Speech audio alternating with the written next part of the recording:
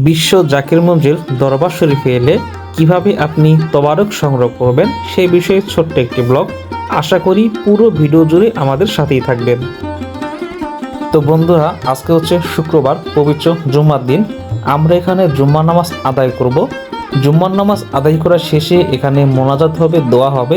এরপর হচ্ছে তবারক নেওয়ার যে নিয়ামতপত্র রয়েছে সেটি বিতরণ শুরু হবে। মূলত এখানে তবারক রয়েছে, সেটি আপনাকে নেওয়ার জন্য অবশ্যই সবার প্রথমে নিয়ামতপত্র বা টিকিট সংগ্রহ করতে হবে। এটা হলো দরবার শরীফের মূল প্রবেশ গেট। তো চলুন আমরা প্রবেশ গেট দিয়ে ভেতরে প্রবেশ করি। ভেতরে ঢুকতেই বাঁদিকে হচ্ছে মসজিদ। তো আমার সামনে দেখতে পাচ্ছেন এটি হচ্ছে মসজিদ। তো যেহেতু আমরা এখানে জুম্মার নামাজ আদায় করব, তাই আমরা এখন তড়িঘড়ি করে মসজিদের দিকে এগিয়ে যাচ্ছি। বাইরে থেকে মসজিদটি দেখতে কিন্তু বেশ সুন্দর। মসজিদের ভেতরের চিত্র। মসজিদটি কিন্তু কানায় কানায় পূর্ণ রয়েছে এবং প্রতি শুক্রবার দেশের বিভিন্ন স্থান থেকে অনেক মুসল্লি কিন্তু এখানে জমায়েত হয়। নিয়ামতপত্র বা খাবারের টিকিট আপনি কোথা থেকে সংগ্রহ করবেন, চলুন আপনাদেরকে সেই জায়গাটি দেখিয়ে দেই। আমার সোজা যে জায়গাটি দেখতে পাচ্ছেন, ওই সামনে হচ্ছে ওখান থেকে আপনাকে নিয়ামতপত্র বা টিকিট সংগ্রহ করতে হবে। আপনাদেরকে আবার একটু যদি দেখাই, এই যে মসজিদ থেকে বের হয়ে সোজা এই যে মাঠ দিয়ে আপনাদেরকে এগিয়ে আসতে হবে এবং ওই সামনে থেকে হচ্ছে আপনাকে নিয়ামতপত্র সংগ্রহ করতে হবে। পাশে যে গ্রিল করা রয়েছে, এখান থেকেও নিয়ামতপত্র দেওয়া হয়, তবে এটি হচ্ছে সারা বছর নয়। এখানে যখন ওরস হয় বা মেলা হয়, ঠিক ওই সময় হচ্ছে পাশের এই গ্রিল করা যে খোপগুলো রয়েছে, এখান থেকে হচ্ছে আপনাকে নিয়ামতপত্র দেওয়া হবে। এই হচ্ছে সেই জায়গা। এখান থেকে হচ্ছে সারা বছর বা প্রতি সপ্তাহে এখান থেকে নিয়ামতপত্র দেওয়া হয় এবং নিয়ামতপত্রের ফি হচ্ছে 20 টাকা করে। আপনি যত খুশি তত কিন্তু এখান থেকে নিয়ামতপত্র বা টিকিট সংগ্রহ করতে পারবেন।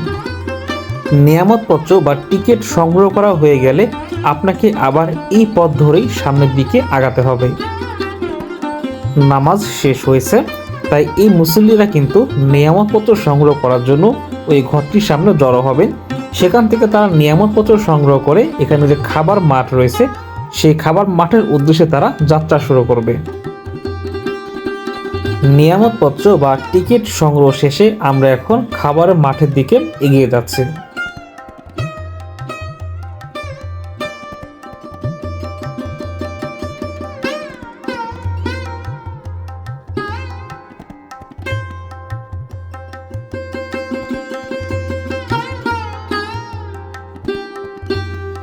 চলে আসলাম খাবারের মাঠে।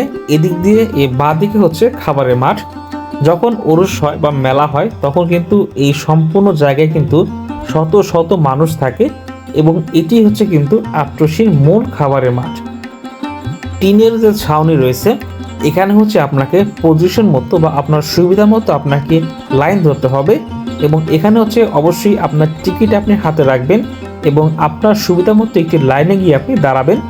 যখন এখানে খাবার দেওয়া শুরু হবে, তখন আপনি আস্তে আস্তে সামনের দিকে এগিয়ে গিয়ে আপনাকে টিকিট দিয়ে খাবার সংগ্রহ করতে হবে। টিকিট হাতে লাইনে দাঁড়িয়েছি।